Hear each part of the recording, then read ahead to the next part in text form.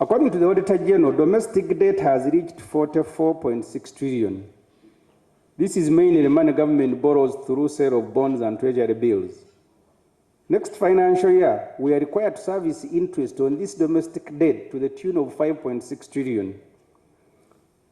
There are bonds and bills that will mature, and because we don't have money to clear them, we will run to the nearest bank to borrow 9.5 trillion to service this domestic debt.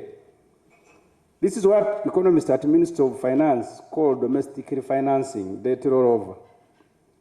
This 9.5 trillion debt rollover and 5.6 trillion interest brings the total domestic debt servicing to 15.1. So we require 15.1 to service domestic debt. And please take note of the following. Even what government calls domestic debt, actually it's not domestic debt. Why? Our financial sector in Uganda is dominated by foreign players. We have 25 licensed commercial banks, only 4 are local banks. So even the government tells you that we have gone to borrow locally, they go to Stanbic, which is not owned by Uganda. That's why all the interest will go away. But they will have told you, no, this is foreign borrowing, this is domestic. Actually, it's not domestic. The list of the banks is also provided. We can share 25 licensed banks, only 4 are local. And then we keep borrowing from these banks and tell the country that this is domestic borrowing. Actually, it is also foreign. You need also to take note the points that the Leader of Opposition earlier made. Because if you borrow from foreign lenders, and I've given the figures every year, and even what you call domestic borrowing, you go to the same lenders, but they don't have branches here. They take 20 trillion every year is paid to service debt to banks that are foreign owned here and banks from foreign countries. And then you go sector by sector. You look at the telecom sector. The key players are foreign. All the money they get is repatriated. You go to the energy sector. Even after disbanding the Uganda Electricity UEB, we went and brought in foreign companies to run our energy sector. So Meme is taking money, Stanbic is taking money, then you go to borrow from China, and then you don't have to be an expert to know why poverty levels are rising and why the levels of unemployment are rising. And most important to note is that we borrow money and don't utilize it. And then we pay exorbitant fees. So the total of undisbanded loans now is at 18.7 trillion. So this money we have filled the forms, they have given it to us, it is available. But we are not utilizing it. So the requirement is that we'll keep paying fees, and we keep paying the fees, but the money is not utilized. The Auditor General quotes a lower figure of undisbursed loans at 14.5. As I said earlier, we are paying 434 billion annually in commitment fees on money we are not using. The reason we delay to utilize loans is because of undesigned projects, so they urge. Procurement is done at a nail speed, and the right of way is not obtained before we go to banks to borrow money. We have segmented, because the point we make of the resilient communities, look, in agriculture we borrowed money. 309 billion borrowed to boost agriculture is unutilized. And we provide the table here for you to see. We borrowed money for digital transformation. It is also not utilized. We borrowed money to fix our broken road network to the tune of 13.2 trillion, it is still there, not utilized. There are road projects such as upgrading Ruwero of Tarangu, for which we borrowed 44 billion from OPEC in 2018. You can imagine we borrowed 2018 to upgrade this road, but the money is there.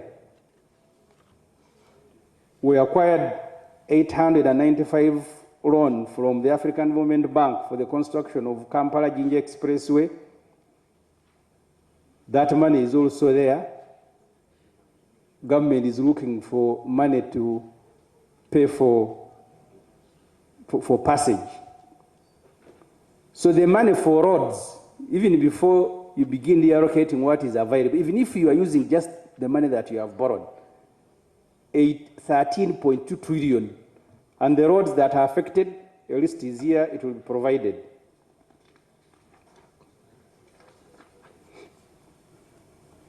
The same applies to the health sector, where we have borrowed money to fix our health infrastructure, but this money is also not utilized. It goes to innovation, technology, and development transfer. In the manufacturing sector, 276. In public sector, 43 billion. Regional development, 109. I am giving you figures of money borrowed for these sectors or for programs that is not utilized. In the energy sector, we have borrowed up to 3.3 trillion.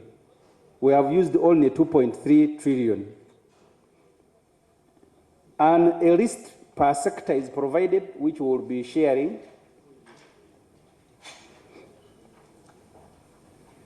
I have now moved to domestic areas. The total stock of central government area, according to finance, rose from 4.8 trillion 2020-2021 to 7.9 trillion in 2022.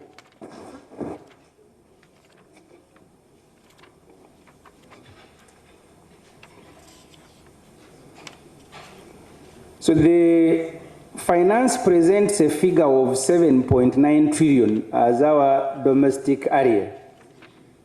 The Auditor General presents a figure of 10.8 trillion. And this is money owed to people who have supplied the government in various categories, including court awards, taxes, pension, etc., rent.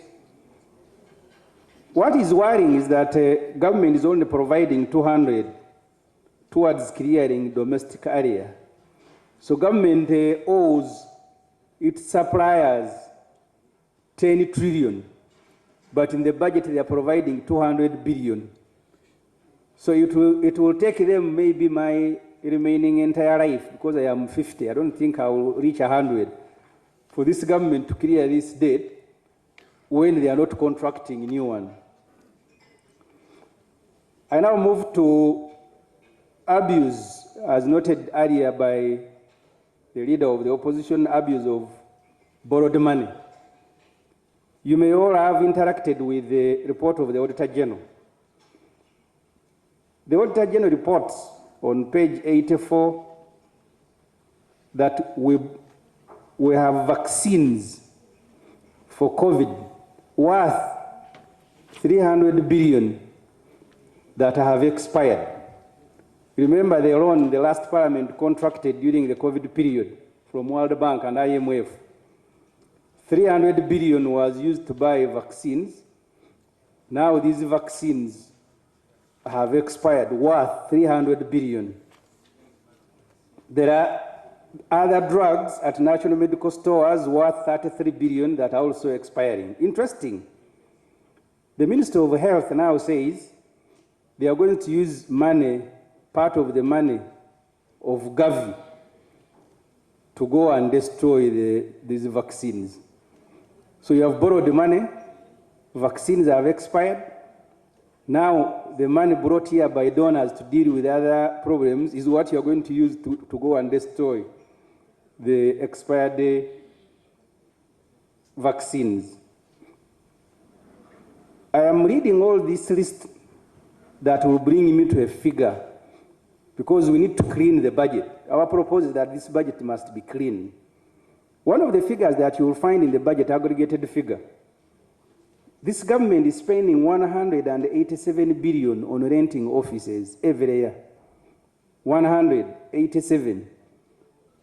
Even if you are not a contractor and they give you 187 billion every year, you can construct offices for someone. But maybe these buildings are theirs.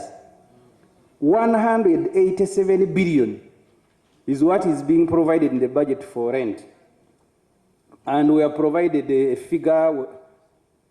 Can you imagine you go to France and you rent for embassy 3.9 a year? In 5 years, anyone, even of average understanding, will use the 3.9 per year to construct. But we are spending, and the whole list is provided here, what we are spending on embassies, what we are spending on buildings, including later on I will be showing you. We are also renting some structures for State House.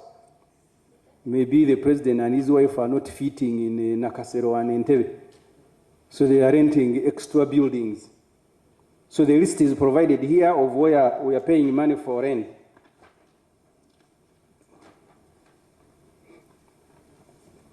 Next financial year,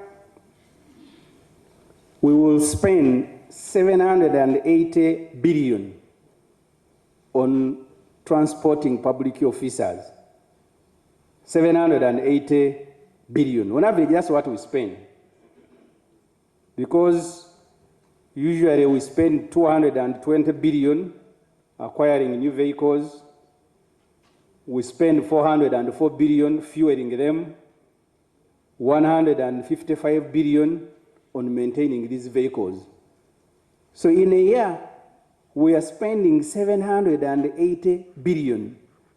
The leader of opposition earlier spoke about phasing out, which is part of the presentation that you have, reducing on cost of public expenditure like RDCs. Because an RDC in Rubaga, the best you can do is buy him a motorcycle.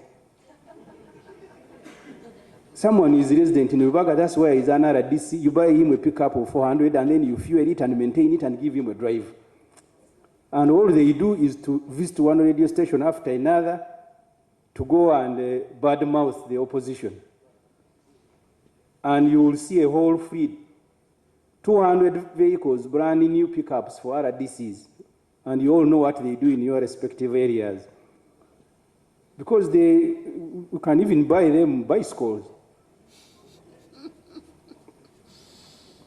So the table here is showing how much you are going to spend on buying vehicles, on fueling them, and maintaining them.